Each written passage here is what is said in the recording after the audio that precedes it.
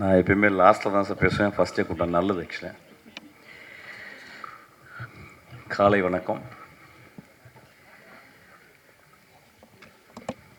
ஒரு ரொம்ப வருஷத்துக்கு முந்தைய, ஒரு 12 வருஷத்துக்கு முந்தைய, 10 வருஷம் இருக்குன்னு நினைக்கிறேன், நான் வந்து ஒரு கதையை போய் நான் வந்து தானு சார்கிட்ட சொன்னேன். சொன்ன உடனே தானு சாருக்கு வந்து அந்த கதை பிடிக்கல. சொன்ன தம்பி இந்த கதை என்னால் பண்ண முடியாது அப்படின்னாரு. அந்த படம் தான் நந்தலாலா. ஒரு 10 வருஷத்துக்கு அப்புறம் தானு சாரை திரும்பி மீட் பண்ணி பேசும்போது நம்ம ஒரு படம் பண்ணலாம் தம்பி அப்படின்னாரு. அப்போ நான் கதையை சொல்லலை அவருக்கு. ஆக்சுவலாக இல்லை சார், நான் வந்து 10 வருஷத்துக்கு முந்தைய ஒரு கதை சொன்னேன், அந்த கதை உங்களுக்கு ஏன் பிடிக்கலன்னு எனக்கு தெரியும். ஏன்னா 10 வருஷத்தில் நான் புரிஞ்சுக்கிட்ட ஒரு விஷயம் வந்து யார்கிட்ட போய் என்ன மாதிரி கதை சொல்லணுன்றதை புரிஞ்சுக்கிட்டேன். அது ஒரு சின்ன எவல்யூஷன். அது ஆங்கிலத்தில் பிச்சிங்னு சொல்லுவாங்க. நான் பிச் பண்ணது ரைட்டான கதை இல்லை சார் உங்கள்கிட்ட அப்படின்னு சொன்னேன். இந்த கதையை அவர் கடைசி வரைக்கும் இன்றைக்கி வரைக்கும் அவர் கேட்கவே இல்லை. விஜய் சேதுபதி மட்டும்தான் சொன்னேன். நான் எப்பொழுதுமே தானு சாரை வந்து நான் உயரமாகவே பார்த்து கொண்டிருக்கிறேன். நான் சினிமா சேர்றதுக்கு முந்தி அவருடைய படங்களுடைய போஸ்டர், அவர் எப்பயுமே ஒரு தமிழ் சினிமாவின்னு ஒரு மிக மிக ஒரு ஒரு ஈஸ்தட்டிக் சென்சிபிளோடு இருக்கிற ஒரு ப்ரொடியூசர். ஒரு நாளைக்கு 2 தடவை என்னுடைய ஆஃபீஸ்க்கு வருவார். நான் வந்து என்னை வரவே அலோவ் பண்ண மாட்டேன். நான் வரேன் சார் ஆஃபீஸ்க்கு அப்படின்னா, இல்லை தம்பி நான் வரேன். காலையில் ஆஃபீஸ்லேருந்து வந்து என்னை பார்த்துட்டு அப்புறம் நைட்டு வந்து பார்த்துட்டு போவார். நான் இத்தனை படங்கள் 27 வருஷம் நான் சினிமாவில் இருக்கேன். 18 வருஷம் நான் டேரக்டராக பண்ணி புரிஞ்சிருக்கேன். தானு சார் மாதிரி எனக்கு ஒரு சுதந்திரம் கொடுத்த ஒரு ப்ரொடியூசரை நான் பார்த்ததே இல்லை. ஏன்னா அவர் ஒரு படத்தை அவர் எப்படி எடுக்கிறாருன்னா, இப்போ இந்த படத்தை பற்றி மேக்ஸை பற்றி சொல்லும்போது, தம்பி ஒரு கதை வந்து ஒரு பையன் வந்து சொன்னான் தம்பி, அது ரொம்ப நல்லா இருந்துச்சு பார்ப்பனர். He always dreams about stories. அவருடைய இன்டர்வென்ஷனும் பார்த்தீங்கன்னா ஒரு க்ரியேட்டிவ் இன்டர்வென்ஷன் தான் இருக்கும். யூஸ்வலாக ஒரு டேரக்டர் அப்படின்னா ஒரு படி வந்தால் பிறகு வந்து we unknowingly will become arrogant. We never listen to some people's counsels. But நான் சின்ன வயசு ஃபஸ்ட்டு படத்தில் தான் அப்படி கிடையாது. என்னுடைய அசிஸ்டன்ட் டேரக்டர் தான் என்னுடைய முதல் கவுன்சில்ஸ், என்னுடைய ஜட்ஜ்மெண்ட்ஸ் எல்லாமே அவங்க தான் கொடுப்பாங்க. அதுக்கப்புறம் என்னுடைய ஒரு 11 நண்பர்கள் இருக்காங்க உலகளாவி. ஸோ நான் ஸ்கிரிப்ட் எழுதி முடித்தவொன்னு ஒரு 11 நண்பர்களுக்கு வந்து நான் வந்து ஸ்கிரிப்டை வந்து மெயில் பண்ணுவேன். அவங்க படிச்சுட்டு வந்து சொல்லுவாங்க. ஆக்சுவலாக எனக்கு இந்த படம் ரொம்ப வித்தியாசமாச்சு. நான் ஒர்க் பண்ணுற ட்ரெயின் படம் வந்து நான் எல்லாமே தானு சார்ட்ட சொல்லுவேன். ஏன்னா நான் வந்து ஒரு இயக்குனராக மட்டுமே ஒரு 50 லென்ஸில் போட்டுட்டு நான் I'm seeing my world and my world. But ஒரு ப்ரொடியூசராக வந்து அவங்க வந்து sometimes they wear long lens, sometimes they wear 24 lenses. ரொம்ப அகலமாக பார்க்குறாங்க. நான் நேற்று தானு சார்ட்ட வந்து நான் சொன்னேன். ஆக்சுவலாக வந்து ஒரு படத்தை வந்து 3 விதமாக பார்க்கலாம் சார். ஃபஸ்ட்டு வந்து வியாபாரமாக பார்க்கலாம், 2வது வந்து அதுக்குள்ள இருக்க டெக்னிக்காலிட்டிஸ், 3வது வந்து அதோடைய கலைத்தன்மை. சில நேரங்களில் வந்து கலைத்தன்மை முன்னாலும் டெக்னிக்காலிட்டிஸ் மிடில்லையும், வியாபாரம் வந்து 3வது ஆயிடுது. ஆனால் இன்றைக்கி ஒரு சினிமா அப்படின்றது ரொம்ப ரொம்ப ஒரு காம்படிட்டிவான ஒரு எக்ஸ்ட்ராடினரி இண்டஸ்ட்ரி. பட் ஆனால் ரொம்ப காம்படிஷன். ஸோ அதை நிறுத்தி வெளியே கொண்டு வந்து சேர்க்குறதுக்கு வந்து ஒரு ப்ரொடியூசர் படுற கஷ்டம் நான் கற்றுக்கிட்டேன், நான் பார்த்துக்கிட்டேன். ஸோ இப்போ நான் என்ன பண்ணியிருக்கேன், அந்த ஷிஃப்ட்டை வந்து ஃபஸ்ட்டு ஒரு படம் வந்து அந்த படம் வந்து அந்த போட்ட காசை அவங்களுக்கு வந்து கொண்டாந்து கொடுக்கணும். ஒரு சின்ன லாபமாவது அவங்களுக்கு ஈட்டி கொடுக்கணும். பெரிய லாபம் ஈட்டணும், சின்ன லாபமாவது ஈட்டி கொடுக்கணும். அதுக்கப்புறம் அவருடைய டெக்னிக்காலிட்டிஸ், அதுக்கப்புறம் தான் அவருடைய கலைத்தன்மை. அந்த கலைத்தன்மையை வந்து ஒரு நல்ல டைரக்டர் வந்து சப்டெக்ஸ்டாக வச்சு ஈ கேன் அச்சீவ் தட். நான் எதுக்கு இது சொல்கிறேன்னா, ஒவ்வொரு நாளும் தானு சார்ட்ட வந்து சில விஷயங்கள் நிறைய பேர் என்னை பற்றி சொல்லுவாங்க, நிறைய அரகண்டான டேரக்டர்னு. அஃப்கோர்ஸ் ஐ ஆம் in my own way to stick to my creative freedom. இப்போ தானு சார்ட்ட வரும்போது வந்து ஒரு தந்தை போல் என்னால் அவர்கிட்ட ஷேர் பண்ண முடியுது. ஒரு மகன் போல் அவருடைய எக்ஸ்பீரியன்ஸை அவர் கொடுக்க முடியுது.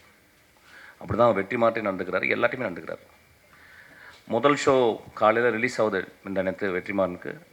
முதல் தடவை காலையில் ஷோ பார்த்துட்டு போயிட்டு அவர் போய் ஒரு பொக்கே கொடுக்குறாரு. ஸோ ஹி ஆல்வேஸ் ஃபாலோஸ் இந்த மாதிரி ஒரு சுறுசுறுப்பாக தானு சாருக்கு என்ன வயசுன்னு எனக்கு தெரியல. ஐ திங்க் 22 வயசுன்னு நினைக்கிறேன் ஆக்சுவலாக. இது இவ்வளோ சுறுசுறுப்பான ஒரு மனிதனை நான் பார்த்ததே கிடையாது ஆக்சுவலாக என் வாழ்நாளில். நான் இளையராஜாவை பார்த்துருக்கேன் ஒரு மியூசிஷியனாக, but a producer I have never seen such a most agile and always active. Always வந்து தம்பி இப்படி பண்ணலாம் அப்படி பண்ணலாம். நேற்று கூட ஒரு பாட்டு பண்ணி போட்டேன் வந்து, தம்பி நல்லாயிருக்கு இன்னும் கொஞ்சம். So he gives me more energy. அதை வந்து நம்ம ஒரு க்ரியேட்டிவாக நம்ம எடுத்துக்கணும்னு நினைக்கிறேன் ஆக்சுவலாக. எனக்கு இந்த ஒரு this thing I learn from Thanu sir. I am so grateful to you sir.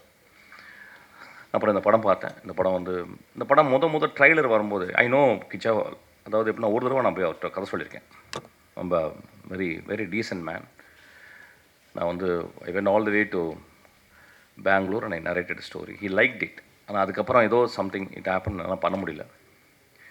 அவரும் ஒரு 30 வருஷமாக 25 வருஷமாக ரொம்ப ஸ்ட்ராங்காக அவர் வந்து ஒரு பெரிய ப்ரொட்டாகனிஸ்ட், இங்கே ஒரு பெரிய ஹீரோ அவர் வந்து இப்போ நம்ம அவர் படங்கள் நம்ம வந்து இங்கேயும் பார்க்க போகிறோம். இப்போ வந்து ஒரு படம் வந்து இப்போ வந்து இந்தியா வந்து ஒரு மாநிலமாக ஆயிடுது கிட்டத்தட்ட சினிமா பொறுத்தில். யார் வேணால் எங்கேருந்து வேணாலும் அவங்க வந்து ஏற்றுக்கொள்ளப்படுகிறார்கள். அப்படி தான் இருக்கணும் ஆக்சுவலி. இப்போ வந்து ஒரு ஹீரோ எங்கள் ஏரியா ஹீரோ அப்படிலாம் கிடையாது. இப்போ வந்து இது வந்து ஒரு கலையாக மட்டுமே சினிமா பார்க்கப்படுகிறது. ஸோ இந்த படம் ரொம்ப நல்ல கமர்ஷியலாக இருந்துச்சு. எனக்கு அந்த இயக்குனருக்கு வந்து நான் வாழ்த்துக்களை சொல்கிறேன். There are many kinds of film.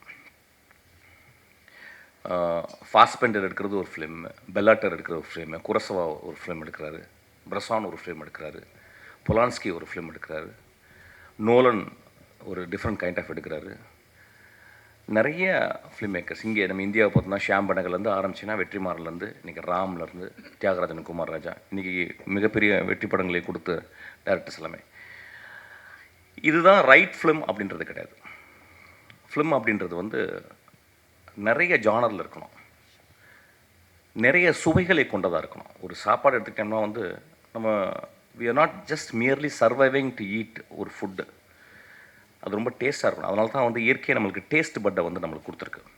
Extraordinary எவல்யூஷனில் நம்மளுக்கு வந்து அவர் tongue has been gifted by the extraordinary taste buds. அது மாதிரி டிஃப்ரெண்ட்டாக நம்ம வந்து பார்க்கணும். ஒரு ஷோலையை பார்த்துட்டிங்கன்னா ஒரு காலத்தில் அதை விட ஒரு கமர்ஷியல் படம் இல்லை. Maybe it was rip off from different films inspire ஆகிருக்கலாம். ஆனால் அது ஒரு மிகப்பெரிய இன்றைக்கு வரைக்கும் இந்தியாவில் மிகப்பெரிய ஒரு கமர்ஷியல் படமாக ஷோவில் இருக்குது. கமர்ஷியல் படங்களும் பண்ணணும். ஒரு கதாநாயகன் கணவன் மனைவி உறவு, ஒரு கதாநாயகன் அண்ணன் தங்கை உறவு, ஒரு கதாநாயகன் நண்பர்கள் உறவு, இப்படியும் இருக்கணும். ஒரு கதாநாயகன் ஒரு பெரிய வீர சாகசம் செய்யும் ஒரு கதாநாயகனாகவும் இருக்கணும். இந்த படத்தில் அப்படியாப்பட்ட ஒரு கதாநாயகனை தான் பார்க்குறேன். வீர சாகசம் செய்யும் ஒரு பெரும் கதாநாயகனாக இந்த படத்தை நம்ம பார்க்கணும். இப்போ சமீப காலமாக ஒரு படங்களை ரொம்ப ஸ்ட்ராங்கான ஒரு கிரிட்டிசிசம், கண்டம்னேஷன் எல்லாமே இருக்குது. இதை திரைப்பட இயக்குனர்கள் நம்ம வந்து ஒத்துக்கணும். நான் ரொம்ப யோசிக்கிறேன். ஏன்னா ஒரு காலகட்டத்தில் இன்றைக்கி வந்த எல்லா திரைப்பட இயக்குனர்களையும் அடையாளம் கண்டு சமூகத்துக்கு சொன்னவங்க பத்திரிக்கைக்காரர்களும் மக்கள்தான். ஸோ வென் ஒரு சினிமான்றது ஒரு பேலன்ஸ். அது ரொம்ப கான்சென்ட்ரேட்டட் ஒரு வருஷம் 1.5 வருஷம் உட்காந்து ரொம்ப கான்சன்ட்ரேட் பண்ணி கிட்டத்தட்ட ஒரு ராக்கெட் இன்ஜினியரிங் மாதிரி தான். அந்த ராக்கெட் அப்படி தனித்தனியாக செக்மெண்ட்டாக பிரித்து ஒவ்வொரு டிபார்ட்மெண்ட்டும் ஒரு 5 இயர்ஸ் 10 இயர்ஸ் உட்காந்து ஒர்க் பண்ணுறாங்க. ரொம்ப மெட்டிகுலஸாக ஒர்க் பண்ணுறாங்க. அதுக்கப்புறம் எல்லாம் பண்ணி முடிச்சு லான்ச் பண்ண முடிஞ்ச பிறகு திடீர்னு ஒரு சின்ன ஒயர்னால் வந்து அந்த பெரிய ராக்கெட் வெடிச்சிடலாம். அந்த மாதிரி தான் சினிமாவும். ஸோ இது ஒரு concentrated work led by the director, also by the actors, the producers. Sometime mishap ஆகும். ஸோ இதையும் மனதில் கருத்து வச்சுக்கிட்டு நம்ம புரிஞ்சுக்கணும். கிட்டத்தட்ட பத்திரிகையாளரும் நம்மளும் பார்த்தோன்னா ரெண்டு கையை கோர்த்து தான் நடக்கிறோம். நீங்கள் இல்லாமல் நாங்கள் இல்லை, நாங்கள் இல்லாமல் நீங்கள் இல்லை, அப்படி தான் இருக்கணும்னு நான் நினைக்கிறேன். ஸோ சில நேரங்கள் நான் திரும்பி சொல்கிறது, கருணையோடு கொஞ்சம் மனதில் வைத்து அந்த மனிதன் எப்படியாப்பட்ட சினிமாக்களை பண்ணியிருக்கிறான் அப்படின்றத வச்சோம் நம்ம கொஞ்சம் விமர்சனத்தை கொஞ்சம் I am not saying to tone down, I am saying கொஞ்சம் please add little compassion when you criticize a movie. அது ரொம்ப இம்பார்ட்டன் நினைக்கிறேன். ஏன்னா இன்றைக்கி சினிமாவை பார்த்தீங்கன்னா எனக்கு அவ்வளோ கஷ்டத்தில் இன்றைக்கி சினிமா இருக்குது. நிறைய பேருக்கு தெரியாது.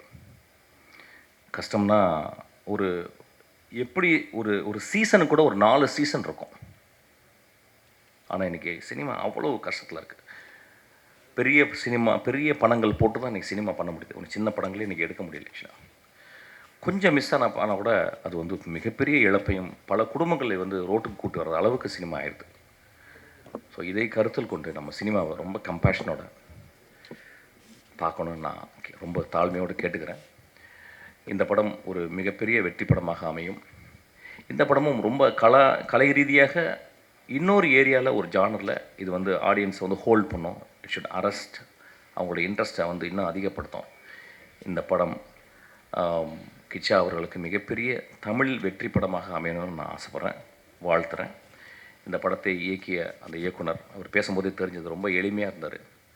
தன் மனைவியும் மகளையும் சொன்ன ஒரு டேரக்டர், அவருக்கு அவர் கிளாப் அடிப்போம். ஆக்சுவலாக அதுதான் முக்கியம் வாழ்க்கையில். ஆல் த திங்ஸ் எல்லாம் பண்ணி முடித்த பிறகு வாழ்க்கையில் வந்து நம்ம சொந்தங்களுக்கு தான் எல்லாமே பண்ணுறோம். எல்லா குட்டிக்கரணங்களும் சினிமா ஒரு மிகப்பெரிய குட்டிக்கரணம் தான். ஆக்சுவலாக நான் எல்லாம் பண்ணுறதும் என்னுடைய மகளுக்கு தான் ஆக்சுவலி. ஸோ அது மாதிரி அந்த டேரக்டர் சொல்லும்போது எனக்கு ரொம்ப மூவ் ஆகிட்டேன். அதுக்காக இந்த படம் ஓடும் சார், பெரிய ஹிட் ஆகும் சார். வந்திருக்கோம் எல்லாருமே நான் ரொம்ப வாழ்த்துறேன். தானே சார், நீங்கள் எப்பொழுதுமே மனிதர்களை கண்டுபிடித்து அவங்க கதையை கேட்டு அந்த கதையை நேசித்து அந்த படங்களுக்கு வந்து உங்களுடைய சம்பாத்தியத்தையும் உங்கள் உழைப்பையும் நீங்கள் கொடுக்குறீங்க. உங்களுக்கு இந்த இயற்கையை உங்களை பத்திரமாக பார்த்துக்கும் சார். இன்னும் ஒரு 50 ஒரு 100 வருஷம் நீங்கள் வாழணும்னு நான் வாழ்த்துறேன் சார். இந்த இயற்கையை சொல்லலாம் வந்து தானு சார் வந்து இப்படி மேலையில் புகழ்கிறாரு அவர் படம் பண்ணுறதுனால அப்படின்னு சொல்லிட்டு, அதில் ஒரு துளி கூட உண்மை இல்லை. நான் ஏற்கனவே அதான் சொல்லி ஆரம்பித்தேன். தானு சார் என் படத்தை பிடிக்கலன்னு சொல்லி வந்தார். இன்றைக்கும் அந்த படத்தினுடைய கதையை நான் அவர் சொல்லவே இல்லை. ஏதோ என்னுடைய படங்கள் வந்த விதங்களை பார்த்து எனக்கு ரொம்ப நேசித்து அவர் இந்த படத்தை கொடுத்துருக்காரு. இந்த படமும் ஒரு I don't say it's a great film, it's a very humble film, very form wise நான் நிறைய விஷயங்கள் ட்ரை பண்ணியிருக்கேன். அதுக்காக எனக்கு அவ்வளோ ஒரு நாள் கூட எனக்கு வந்து அவர் சளைக்காமல் நான் கேட்ட பணத்தையும் நான் கேட்ட டெக்னீஷியனையும் அவர் கொடுத்துக்கிட்டே இருக்கார். ஆக்சுவலாக I feel very proud to work under Thanu sir. நான் எப்பொழுதுமே நீங்கள் கூப்பிடும்போதும் உங்களுக்காக நான் படம் பண்ணுவேன் சார். என்ன ஒர்க் நீங்கள் கேட்டாலும் நான் உங்கள் ஆஃபீஸில் வந்து நான் பண்ணுவேன் சார். Thank you so much. இது மென்ஷன் பண்ணல, சாரி. எனக்கு ஒரு 20 சார் எத்தனை வருஷமா சார் நீங்கள்? 25 வருஷமாக இருக்கீங்க, 30 வருஷமாக இருக்கீங்க. ரொம்ப பாந்தமான ஒரு மனிதர். ஆக்சுவலாக நான் எப்போ பார்த்தாலும் ஐ திங்க் தமிழ் சினிமாவின் ஒரு மனசாட்சின்னு கூட சொல்லலாம். ரொம்ப கைண்ட் பீப்புள். அதாவது நாசர் இவரெல்லாம் ஆக்சுவலாக இப்போ கூட காலையில் ஏதோ நாசர் பேசினார். So extraordinary cameraman, an extraordinary actor, an extraordinary human being. Thank you so much sir. Mysskin வம்புழுக்கலாம்னு வந்தேன், ஆனால் இப்படி வாய் அடைச்சிட்டார். தேங்க்யூ. அனைத்து அச்சு எலக்ட்ரானிக் ஊடக நண்பர்கள் அனைவருக்கும் என்னுடைய இனிய காலை வணக்கம்.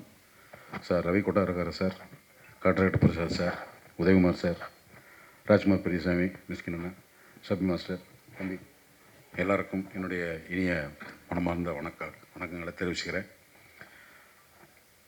இந்த படத்தில் வந்து ஒரு முழு நீண்ட ஒரு கதாபாத்திரம் எனக்கு வந்து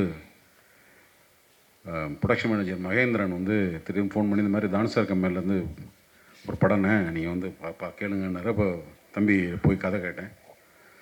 ஒரு மாதிரி ஒரு ரா ஃபீலில் ஒரு டோட்டலாக ஒரு டார்க் பேக்ரவுண்டில் இருக்கிற மாதிரியே ஒரு நேரேஷன் சொன்னார். அதுதான் இப்போ நீங்கள் பார்த்துருக்கிற ட்ரெய்லருக்கும் நீங்கள் படம் பார்க்கும்போது கம்ப்ளீட்லி ஒரு காக்கி சட்டக்காரன் இருக்கிற ஒரு எமோஷன். காக்கி சட்டக்காரனுக்குள்ளே ஒரு உணர்வற்ற ஒரு ஆள் இருப்பான் அப்படிங்கிறது பொதுவான அந்த டிபார்ட்மெண்ட் அதுதான். பட் அதுக்குள்ளார ஒரு உணர்வு இருக்கும். தான் கூட வேலை செய்கிறவனை காப்பாற்றுறதுக்கு ஒருத்தன் என்ன புத்திசாலித்தனமாக இருக்கணும், எவ்வளோ போராடணும், அதுக்கு ஒரு பெரிய ஹீரோ தேவைப்படும். அந்த பெரிய ஹீரோ எப்படி இருக்கணுன்றத சுதீப் சாரோட உருவத்தை மாத்திரம் இல்லை, அது நான் கொஞ்சம் படத்தோட இந்த பேச்சோட கடைசியாக பேசணும்னு நினைக்கிறேன். தானு சாரை பற்றி அவர் எடுத்த படத்தில் நடிச்சிட்டு அவரை பற்றி பேசுகிறதுங்கிறது வந்து நான் நீங்கள் எப்படி புரிஞ்சுக்கிறீங்கன்னு எனக்கு தெரியல. பட் நான் என்னோடய அனுபவம் என்னென்னா, சுந்தரலட்சுமணன் சார்கிட்ட ஒரு பேட்டி கொடுத்துருந்தாங்க தானு சார். அது யதார்த்தமாக பார்க்க போகும்போது மணப்பந்தல்னு எஸ்எஸ்ஆர் நடித்த ஒரு படத்தோட 650 ரூபாய் என்னவோ போட்டு வாரத்தில் டிஸ்ட்ரிபியூட்டர் ஆரம்பித்து ஏற்கனவே ரிலீஸ் ஆகி ஓடாத படத்தை சும்மா மெட்ராஸில் வந்து நார்த் மெட்ராஸில் ஒரு போஸ்டர் வந்து திரும்பி அந்த ஹிட்டான பாட்டை பூரா அடித்து ஒட்டி அந்த படத்துலேருந்து சம்பாரித்து அப்புறம் டிஸ்ட்ரிபியூட்டர் ஆகி ரஜினிகாந்துங்கிற ஒருத்தர் வந்து சினிமாவுக்கு வரும்போது மதுரையில் நான் வந்து 78 என்னமோ நான் 9th ஸ்டாண்டர்ட் அங்கே தேவி தியேட்டர்னு ஒரு தேட்டர் இருக்குது. அந்த தேட்டர் இப்போ இல்லை. அது பக்கத்தில் சென்ட்ரல் மார்க்கெட்ன்றது இப்போ நம்ம கோயம்பேடு மார்க்கெட் மாதிரி. அதான் மதுரையோட சென்ட்ரல் பொசிஷன். கண்ணை இறுக்கி மூடிட்டு கையில் ஒரு ஷார்ட்டை பிடிச்ச மாதிரி அப்படி ஒரு ஸ்டில்லு. அப்போ ரஜினி சார் பெருசாக எங்களுக்கு தெரியாது. ஆனால் அந்த பேரர் மாத்திரம் பார்த்துட்டு போயிட்டே இருப்போம். அப்போ எல்லாம் 9th 10th படிக்கிற போதும் அந்த இருக்கும்.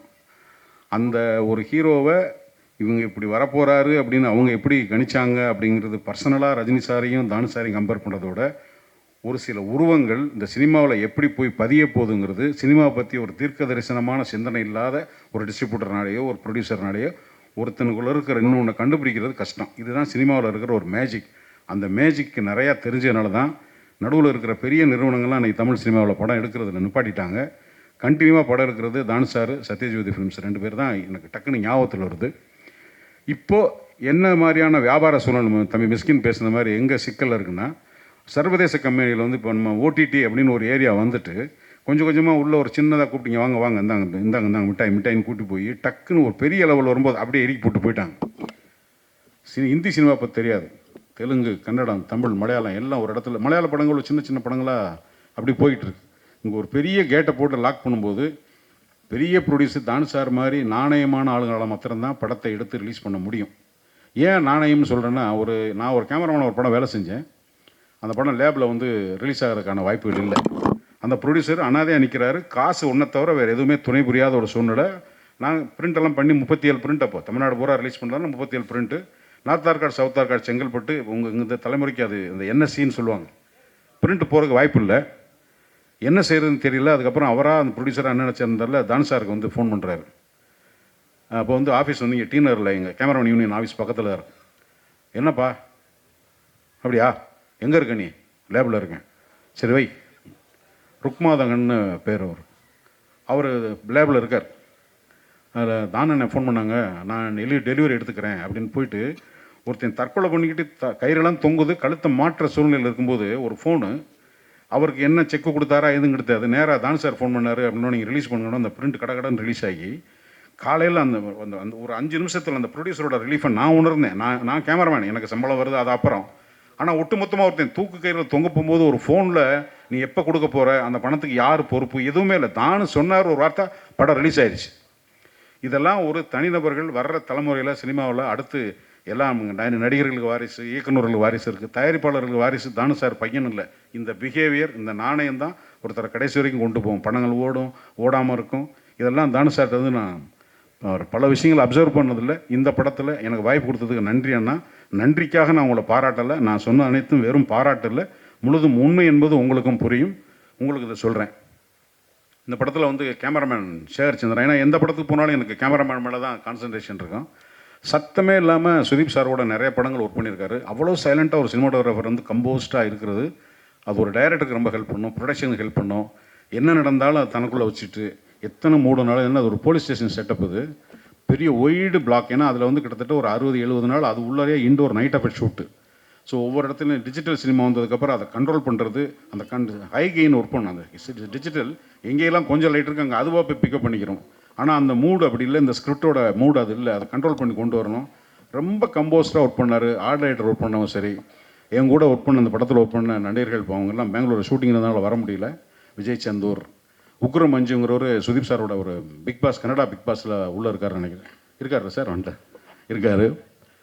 அப்புறம் இன்னொரு ஜிஜுன்னு சொல்லி ஒரு அவர் டைரக்டர், ஆக்டர், கவிஞர் அவர். அதுக்கப்புறம் சுக்ருதான் ஒரு கேர்ள், சம்யுக்தான் ஒரு கேர்ள், எல்லோரும் இந்த படத்தில் நடித்தாங்க. எனக்கு ஒரு 68 நாள் இந்த படத்தில் நான் ஒர்க் பண்ணது எனக்கு ரொம்ப ஒரு பெரிய எக்ஸ்பீரியன்ஸ். எல்லாத்துக்கும் டெக்னீஷியன் நன்றி சொல்லும்போது கடைசியாக ஹீரோட்ட வரும்போது எப்படின்னா, சில டைரக்டர்கிட்ட சில கேமரா நடிகர்கிட்ட போகும்போது காலையிலே மைண்ட் அலர்ட் ஆகும். ஏன் அலர்ட் ஆகும்னா அவங்களோட படத்தில் அவங்க அதுக்கு முன்னாடி அவங்களோட commitment with the film what they are doing. So Sudeep சார்கிட்ட போகும்போது அவர் ஒரு நமக்கு பெங்களூர் சினிமாவில் முதல்ல தெரிஞ்சது யாருன்னா ராஜ்குமார் ஐயா. அதுக்கப்புறம் வந்து சிவராஜ்குமார் சார், புனித் ராஜ்குமார் சார், அப்புறம் அவங்க நிறையா சின்ன சின்ன டைரக்டருங்க, சின்ன சின்ன ப்ரொடியூசர், உபேந்திரா கொஞ்சம் மெட்ராஸ் இண்டஸ்ட்ரியில் பெருசாக தெரிஞ்சது உபேந்திரா. அதுக்கப்புறமா யாரோட சப்போர்ட்டும் இல்லாமல் சுயமாக தனியாக ஒருத்தர் வந்ததுன்றது வந்து சுதீப் சார் தான். கன்னடா இண்டஸ்ட்ரியிலேருந்து சென்னை இண்டஸ்ட்ரிக்கு தெரிய ஆரம்பித்தது, சினிமாக்காரங்க பேச ஆரம்பித்தது. சும்மா அந்த படத்தில் பேசிட்டு ஒரு வாட்டி கூப்பிட்டீங்க பாருங்க அப்படின்னு பார்த்தா, சேது படம் வந்து சியான் விக்ரமோட உருவம், அந்த தோற்றம் வந்து அந்த கடைசி கிளைமேக்ஸ் சேது படம் பார்த்து ஒரு ஞாபகம் இருக்கும். அது அந்த வைத்தியார் ஆஸ்பத்திரியில் போயிட்டு திருப்பி காதலியை தேடி வந்துட்டு செத்ததுக்கப்புறம் திரும்ப அப்படியே போவார். ரொம்ப தமிழ் சினிமாவில் முக்கியமான கிளைமேக்ஸில் அது ஒரு முக்கியமான ரொம்ப முக்கியமான ஒரு படம் அது. ஏன்னா சியான் விக்ரமுக்கோட உருவமும் அதுவும் உட்காருது. நீங்கள் சுதீப் சாரோட நிற்கும் போது நீங்கள் உருவம் பார்த்து இந்த உருவம் அதுக்குள்ளே உட்காந்துருந்தது. அந்த எமோஷனில் ஒரு ட்ராப் குறையாமல் அந்த சங்கிலி போட்டு இழுத்துக்கும் போது எனக்கு ரொம்ப பிரமிப்பாக இருந்தது. எப்படா ஒருத்தர் இந்த படத்தை ரீமேக் பண்ணாருன்னு. சரி, இது முடிஞ்சிருச்சு. கமல்ஹாசன் சாரோட சிப்பிக்குள் முத்த ஒரு ஹீரோ வந்து ரீமேக் பண்ண நினைக்கிறதே ரொம்ப கஷ்டம். ஏன்னா அது அந்த மாதிரி படம் இல்லை. ஒரு அடிதடி சண்டை படம், வேலை குத்து வெட்டுங்கிறது எல்லா லாங்குவேஜ்லேயும் அது வந்து யூனிஃபார்மாக பார்க்கக்கூடிய படம். ஆனால் சிப்பிக்குள் முத்துங்கிறது ஒரு மனநிலை சரியில்லாத ஒருத்தன் திருத்து தாலி என்னென்னு தெரியாமல் கட்டிடுவான். அவனுக்குள்ள ஒரு இயக்கம் இருக்குது. அவன் எப்படி பார்த்துக்கிட்டாங்கிறது அது கமல் சாருக்கே ஒரு ரொம்ப டிஃப்ரெண்ட்டான ஃபிலிம். அதை வாங்கிட்டு போய் ரீமேக் பண்ணுறதுங்கிறது நிஜமாகவே நடிப்பு மேலே ஒரு மிகப்பெரிய ஒரு பேஷனேட் இல்லாத ஒரு ஆக்டர்னால அது செய்யவே முடியாது. I really respect your commitment with cinema Sudeep sir. I love you all. இந்த படத்தில் வந்து ரொம்ப ஒரு எமோஷனலான சீனு. அது முழுக்க ராவணனுங்கிறது தான் என்னுடைய கதாபாத்திரத்தோட பேர். அதுதான் ப்ளே ஆகணும். கிட்டத்தட்ட 3 நாள் அந்த ஒரு சீனே ஷூட் பண்ணோம். அந்த ஷூட் பண்ணும்போது அவர் நினச்சிருந்தா அந்த இடத்துல நடுவில் கட் பண்ணி அவர் மேலே கான்சன்ட்ரேட் போகிற மாதிரி ஹீரோக்கு சொல்லியிருக்கலாம். சொல்லலை. ஒரு என்னோட ஓஎஸ்எஸ், ஏதாவது ஓஎஸ்எஸ்ன்றது ஓவர் த ஷோல்டர் ஷாட். அங்கேருந்து ஒரு சின்ன க்ரெயினில் அப்படி மூவ் ஆகி போகும்போது என்னோட அழுகை அவர் மேலே போகணும். என்னை அவாய்ட் பண்ணி கேமரா போயிடுச்சு. போனதுக்கப்புறம் நான் இவரை பார்த்துக்கிட்டே இருக்கேன்.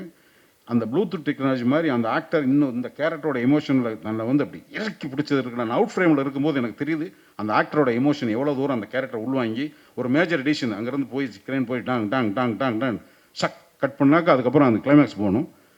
பர்ஃபெக்டாக அதை ரிசீவ் பண்ணார். அது ரீரிகார்டிங்லாம் அப்புறம் கூட நடிக்கும்போது அந்த எமோஷனை ஒருத்தர் கேட்ச் பண்ணாருன்னா எங்களையே அதை எவ்வளோ தூரம் பாதிச்சுன்னா அது ஆடியன்ஸை எவ்வளோ தூரம் கொண்டு போகும். சின்சியரான டெடிக்கேஷன் இல்லாத சும்மா ஹீரோ ஐட்டம் பாட்டு பாடணும் சண்டை போடுறது இல்லை. நமக்கு கிடைக்கிற வாய்ப்பு இல்லை. எங்கெல்லாம் நடிக்கிறதுக்கான வாய்ப்பு இருக்கும், அந்த எமோஷனை எவல்யூட் பண்ணுறதுக்கு என்னென்ன முடியுமோ அதெல்லாம் செய்கிறவன் தான் ஒரு நல்ல சினிமாக்காரன். அப்படி ஒரு நல்ல சினிமாக்காரனை தமிழ் சினிமாவுக்கு ஆர்வப்படுத்துகிற தான் சாருக்கு என்னுடைய நன்றி. சுதீப் சார் நிறைய படங்கள் பண்ணணும். அவங்க மதர் இறந்துட்டாங்க. I'm so sorry sir. ஏன்னா எனக்கு இந்த படம் டப்பிங் முடியும் போது கொடுத்துருந்தாங்க. அதுக்கப்புறமா அதை வந்து முடிச்சுட்டு என்கரேஜ் பண்ணி ஹோல் டீமை எடுத்துகிட்டு போய் சேர்க்குறதும் சரி. அந்த ஒரு கருப்பு கெட்டப்பெல்லாம் வந்து பொடி இருக்கு இல்லையா, கமல் சார்னால் சும்மா இல்லை. அந்த பொடி அப்படி ஊதுங்கன்னு உள்ளே ஊதி மொத்தமாக கருப்பு கிட்டத்தட்ட ஒரு 4 days மொத்தமாக அது கண்ணு பட்டா அவர் பக்கத்தில் நிற்கும் போது நம்ம ஓரமாக தள்ளி நிற்கிறோம். ஏன்னா அது வந்தால் தும்மி எல்லா உள்ளே இருக்கிற சைனஸ்லாம் வந்துடும். தன்னை வருத்திக்கிறது. அது கமல் சார் மாதிரி சில ஆக்டர்ஸ் தான் அதை செய்வாங்க. கம்ஃபர்டபுள் ஜோன் பார்க்காம அதுக்குள்ளே போவாங்க. அது மாதிரியான ஒரு அனுபவங்கள்லாம் அந்த படத்தில் எனக்கு கிடச்சிது.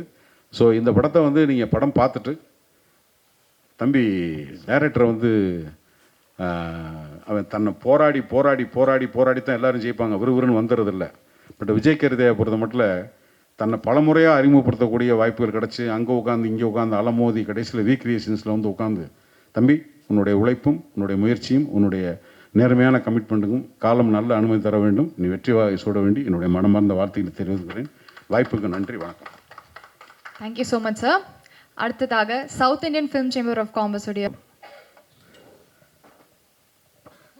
ஒரு மிகச்சிறப்பான நிகழ்ச்சி இங்கே நடந்து கொண்டிருக்கிறது. கலைப்புலி தானு அண்ணன் அவர்களுடைய தயாரிப்பில் மேக்ஸ், இந்த டைட்டிலே ஒன்று டிஃப்ரெண்ட்டாக இருக்குது. மேக்ஸ் திரைப்படத்தினுடைய ட்ரெய்லர் மற்றும் பாடல் வெளியீட்டு விழா மிக அற்புதமாக காட்சி அமைப்புகள், அந்த எமோஷ்னல் இம்பேக்ட் வந்து ரொம்ப நல்ல டைரக்டரு தம்பி ரொம்ப அற்புதமாக பண்ணியிருக்காரு. அதுக்கு அவர்கிட்ட உட்காந்து கேட்டுகிட்டே இருந்தேன், என்னடா கதை எப்படி அது, கடைசி வரலையும் சொல்ல மாட்டேன்ட்டான். உள்ள ஒரு மேட்ரு வச்சுருக்காங்கன்னு சொல்லி அவரும் சொன்னார், கேமராமேன் வேறு நம்ம நடிகர் கேமராமேன். ஒரு மிகப்பெரிய எமோஷ்னல் பேக்டு சப்ஜெக்டுன்னு தெரியுது இவங்க பேசுகிறத வச்சு பார்த்தா. டெஃபினட்டாக இது ஒரு மிகப்பெரிய ஒரு வெற்றி படமாக தான் இருக்குது. ஏன்னா தான் அண்ணன் வந்து ஒரு பேன் இண்டியா படத்தை இந்த மாதிரி ஒவ்வொரு தமிழ்லேயும் ஒவ்வொரு லாங்குவேஜ்லேயும் கொண்டு போய் இதை வந்து தனிப்பட்ட விழாக்களை செய்து இது வந்து மக்களிடம் கொண்டு போய் சேர்க்கிறாருன்னா அதில் டெஃபினட்டாக இது ஒரு மேட்டர் இருக்குன்னு நினைக்கிறேன். அப்புறம் இதனுடைய ஹீரோ எப்பவுமே இவர் ஒரு சீரியஸான ஹீரோவாகவே இருப்பார். நான் தூரத்துலேருந்து பார்ப்பேன், அப்படியே விரைச்சிக்கிட்டே போவார். அப்படியே அப்படியே கொஞ்சம் சரிங்க சார், உங்களை பார்த்தாவே பயமாக இருக்கு. ஏன்னு எஜமான்றேன், is one of the finest dedicated artist. எனக்கு தெரியும் சுதீப் அவர்களை, அவருக்கு என்ன தெரிஞ்சிருக்க வாய்ப்பில்லை. ನಿಮ್ಮ ತುಂಬ ಸಿನಿಮಾ ನಾನು ನೋಡಿದ್ದೇನೆ. I always appreciate your dedication. நம்ம அண்ணன் அழகாக சொல்லிட்டாரு, நம்ம சேம்பர் பிரசிடெண்ட்டு காற்றகிட்ட பிரசாத் சொன்னார், நம்ம ரவி சார் ரொம்ப அற்புதமாக சொன்னார் உங்களை பற்றி. நம்ம தம்பி சொல்லும்போது இந்த நடிப்புக்காக தன்னை எப்படி வேணாலும் மாற்றிக்கக்கூடிய இந்த கமல் சார் மாதிரி ஒரு டெடிக்கேஷன் உங்கள்கிட்ட இருக்கும்போது டெஃபினட்டாக you will always win in your career, irrespective of the language, irrespective of whatever you do in cinema, because we are born for cinema, we breathe cinema, we live cinema, we love cinema. யாராச்சும் திட்டினா கூட cinema பேரை சொல்லி திட்டினா எனக்கு சந்தோஷப்படுவேன். சரி, ஐ use to நானே சில படம் பண்ணும்போது என்னடா இந்த மாதிரி படம் பண்ணிட்டான்னு என் படத்து பேரை சொல்லி திட்டுறான் பாருங்க, நான் ரொம்ப சந்தோஷப்படுவேன். என்ன கெட்ட வார்த்தையில் திட்டாமல் என் படத்து பேரை சொல்லி திட்டுவாங்க. அதுதாங்க ஒரு சினிமாக்காரனுக்கு அழகு. ஸோ அந்த மாதிரி சினிமாவை நேசிக்கிறவர்கள் இந்த மேடையில் இருக்காங்க. அதில் ஒரு சினிமா வெறியன் என் தம்பி மிஸ்கின் அவர்கள். அவருடைய ஸ்டைல் முழுக்க முழுக்க தனி ஸ்டைல். அது இப்போது ஒரு மிகப்பெரிய வெற்றி படத்தை கொடுத்திருக்கிற அன்பு தம்பி ராஜசேகர் ராஜ்குமார், அவர் ஒரு இந்தியாவே திரும்பி பார்க்கக்கூடிய அளவுக்கு ஒரு மிகச்சிறந்த படைப்பாளி என்பதை அதை நிரூபித்திருக்கிறார். ஸோ இந்த மாதிரி மேடை, அற்புதமான நடன இயக்குனர், இவர்களெல்லாம் இருக்கிற மேடையில் நானும் வந்து கலந்துக்கிட்டு இந்த திரைப்படத்தின் வெற்றிக்கு வாழ்த்துவதிலே தமிழ்நாடு திரைப்பட இயக்குநர்கள் சங்கத்தின் சார்பாக நான் வந்து மிகுந்த மகிழ்ச்சி அடைகிறேன். இந்த படம் மிகப்பெரிய வெற்றி படமாக தான் அண்ணனை பற்றி கடைசியாக நான் பேசணும்னு நினச்சேன். அவருக்கு எனக்கு நெருங்கின உறவு இருக்குது. அவர் தான் என்னை முதல்ல ரஜினி சாரை வச்சு படம் எடுக்கிறதுக்கு, ரஜினி படம் நானும் அவர் சேர்ந்து தான் பண்ணியிருக்கணும். அது பல காரணங்களால் எங்கள் 2 பேர்த்துக்குமே அது அமையாமல் போச்சு. இல்லைன்னா எஜமான் வந்து he should have been the producer. அதனால் நிச்சயமாக இன்னொரு காலம், ஏன்னா நமக்கு ஒன்றும் வயசாகிடல, இன்னும் சின்ன பசங்க மாதிரி தானே இருக்கோம். நான் சினிமாக்காரனுக்கு எப்பவுமே வயசாகாது இல்லையா சுதீஷ்? என்ன எழுத்திறேன் கரெக்டாக? இன்றைக்கும் இந்த பாசமலரை பற்றி சொல்லும்போது அப்படியே நம்மளுக்கு எப்படி மனசு வந்து அப்படியே வருடுது. ஒரு அண்ணன் தங்கச்சின்னா இன்றைக்கி சாதாரண மாதிரி பாசமலர் குரூப்பாடா நீ, பாசமலர் அண்ணன் தங்கச்சியாடா நீ, நம்ம இப்போ ஒரு உதாரணத்துக்கு சொல்கிறாங்க இல்லையா? ஸோ அந்த மாதிரி திரைப்படங்கள் வந்து இன்ஃப்ளூயன்ஸ் பண்ணாத மனிதர்களே கிடையாது இப்போ. ஏன்னா மனிதர்களால் வந்து இன்ஸ்பயர் ஆனது சினிமா. மனித வாழ்க்கையை தான் நம்ம வந்து இன்ஸ்பயர் ஆகி சினிமாவை பண்ணுறோம். ஆனால் அந்த திரைப்படங்களே மனித வாழ்க்கைக்கு இன்ஸ்பயர் ஆகும்போது that becomes a greater art. So அந்த மாதிரி ஒரு மிக உயர்ந்த படைப்புகளுக்கு சொந்தக்காரர்கள் எல்லாமே இங்கே இருக்கும் இந்த மேடையில். இந்த மேக்ஸ் திரைப்படம் அவர் சொன்ன மாதிரி அண்ணனை சூப்பர் ஸ்டார் என்று ரஜினிகாந்தை முதலில் பேர் போட்டு அவரை அழைத்தவர் வந்து அண்ணன் தான் அவர்கள். அவரும் சூப்பர் ஸ்டார் தயாரிப்பாளர் தான். அதனால் அந்த சூப்பர் ஸ்டார் தயாரிப்பாளருக்கு கரவோசத்தோடு ஒரு மிகப்பெரிய வாழ்த்துக்களை தெரிவிப்போம். அதே மாதிரி கிச்சா சுதீப் அவர்கள், அவர் மிகப்பெரிய நடிகர். அவரும் கன்னடத்தில் நிச்சயமாக அவர் தான் இப்போதைக்கு சூப்பர் ஸ்டார் அவர் தான். ஸோ கன்னடத்தில் தொடர்ந்து சூப்பர் ஸ்டாராக நீங்கள் வந்து இந்த படத்தின் மூலமாக இன்னும் ஒரு படி மேலே வரணுன்று வாழ்த்துறேன். இயக்குனர் முதல் படமாக இருந்தாலும் எங்கள் தம்பி நம்ம ஊர்லேருந்து போயிருக்காரு, எங்கள் அண்ணனால் ஆசீர்வதிக்கப்பட்டு. நிச்சயமாக நீங்கள் தொடர்ந்து வெற்றி படங்களை கொடுக்க வேண்டும், பேன் இண்டியா படங்களை கொடுக்கக்கூடிய அளவுக்கு உங்களுக்கு ஒரு வெற்றி கிடைக்க வேண்டும். அப்புறம் நம்ம நடிகர் இருக்கார், அப்புறம் அவர் சொல்ல வேண்டியதில்லை, அவர் நம்ம கூடவே வாழ்ந்துருக்கார். அனைத்து நல்லுள்ளங்களுக்கும் இதயங்களுக்கும் வாழ்த்து தெரிவித்து விடைபெறுகிறேன். நன்றி, வணக்கம். மிக்க மிக்க நன்றி சார். அடுத்ததாக டான்ஸ் அப்படின்னு சொன்னாலே யோசிக்கவே வேண்டாம், நம்ம எல்லாருக்குமே மைண்டில் வர பேர் இவரோட